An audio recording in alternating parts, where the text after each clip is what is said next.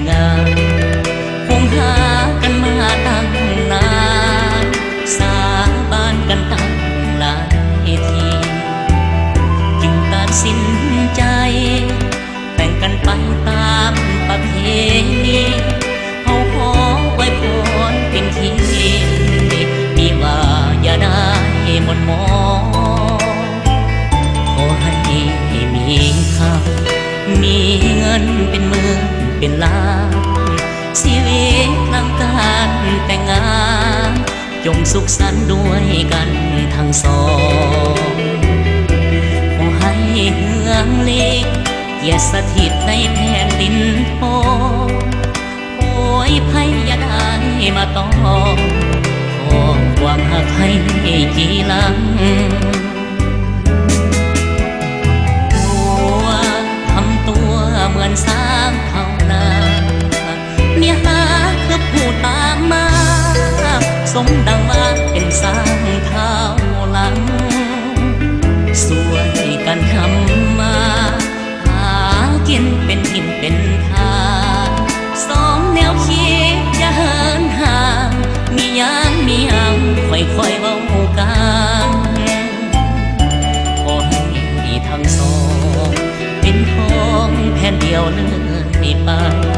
ของหาด้วยความแจ่มใสเลื่อยไปสู่กาลนานถือเท้ายอดหอตาบองยอดแค่ด้วยกันหากเดียวใจเดียวเท่านั้นสวรรค์จึงเมตตาปราณี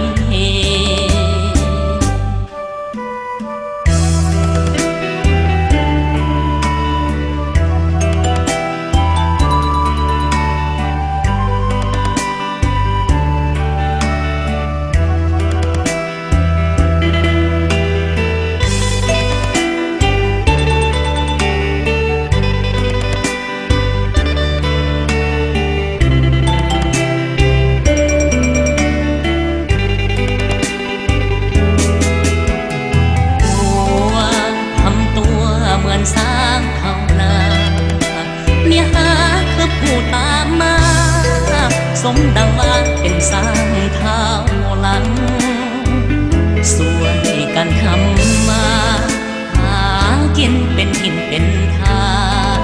สองแนวคิดอย่าเหินห่างมียังค่อยๆเว้ากันขอให้ทั้งสอง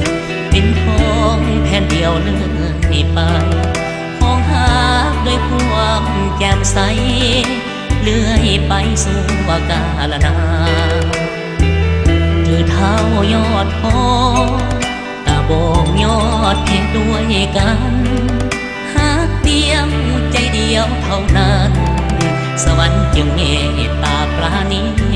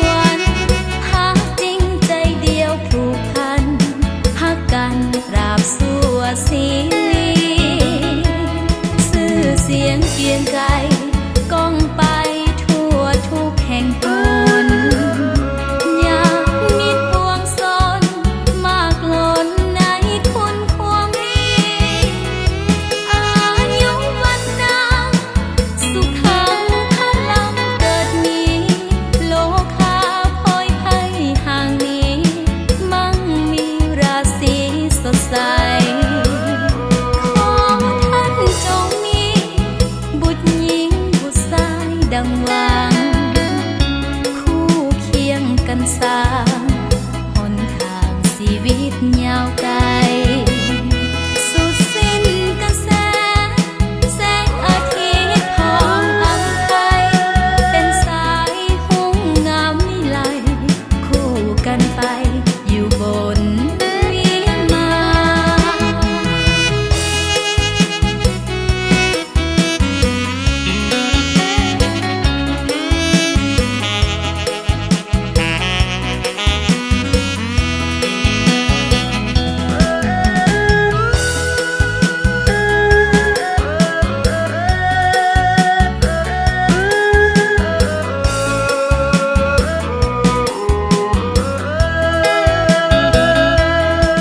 นเสียงเกรียงไกร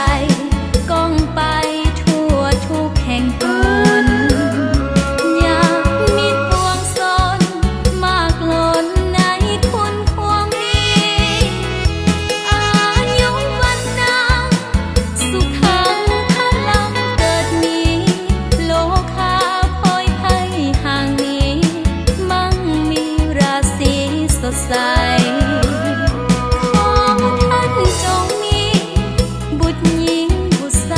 ดังหวังคู่เคียงกันสร้างหนทางชีวิตยาวไกลสุดสิ้นกระแสแสงอาทิตย์พองอำไทยเป็นสายหุ้งงามวิไลคู่กันไปอยู่บนวิมาน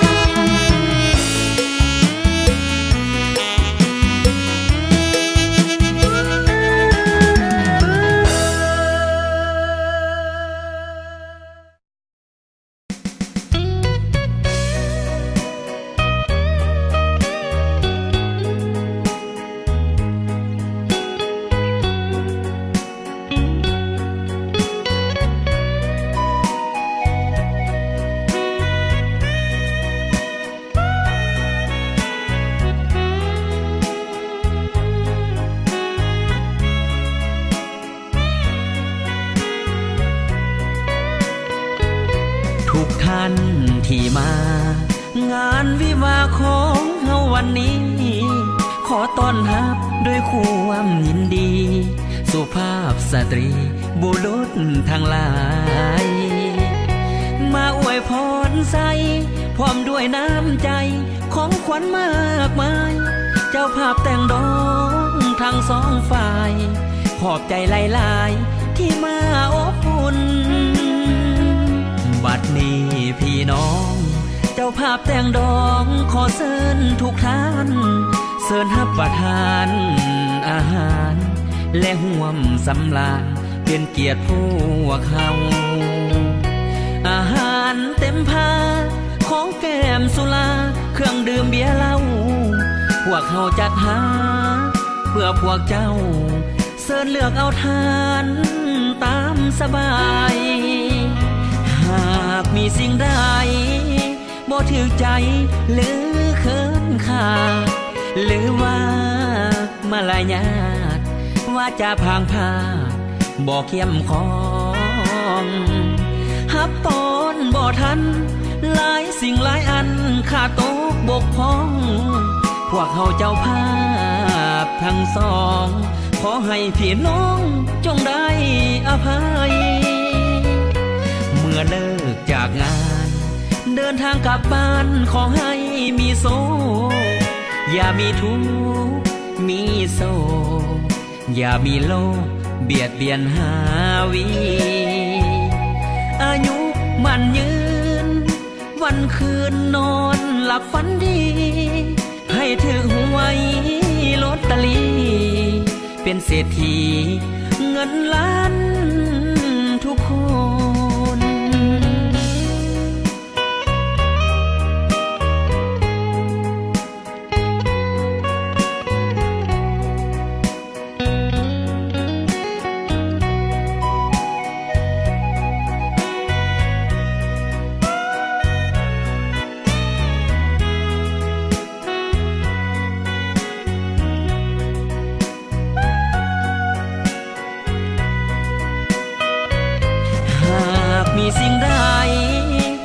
ถือใจ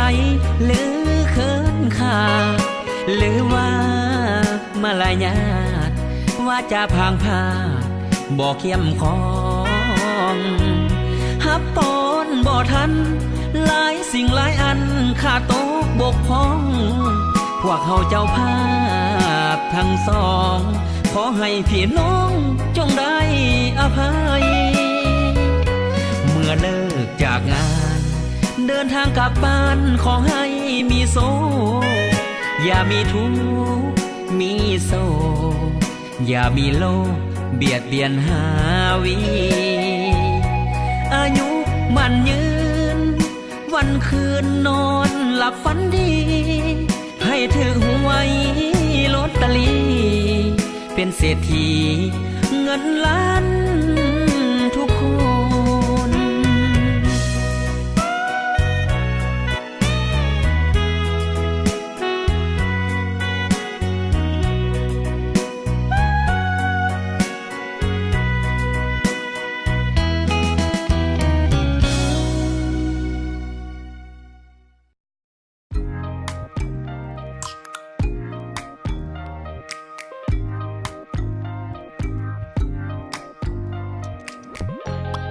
Open up, open up. Shut it down like a Macintosh. Open up, open,